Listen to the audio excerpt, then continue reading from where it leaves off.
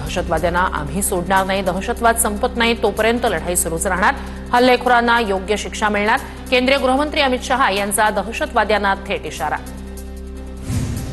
भारत पाकिस्तान सीमावर्ती भागात 144 कलम लागू, संध्याकाळी 7 ते सकाळी 7 पर्यंत घरातून येण्यास बंदी, रात्री पोलीस, बीएसएफ आणि आर्मीकडून गस्त। पुढील आदेशापर्यंत पाकिस्तानींना परत जाण्यास भारताकडून वेळ, वाघा बॉर्डरचं गेट मात्र बंद, नागरिक ताटकळत रांगेत, तरीही पाकिस्ताननं गेट उघडलंच नाही।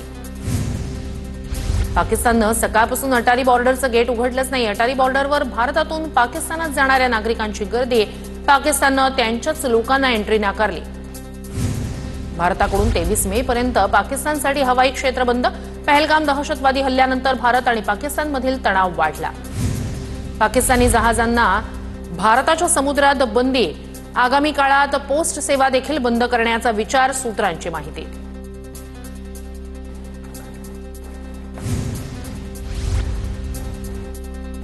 लष्कराकडून देशाच्या संरक्षणात आघाडीवर असलेल्या शूर रेजिमेंटचा व्हिडिओ प्रसिद्ध। शूर रेजिमेंट देशाच्या संरक्षणात रणगाड्यांसह आघाडीवर, आर्म कॉर्प्स डे टँकमन युद्धभूमीचे खरे नायक।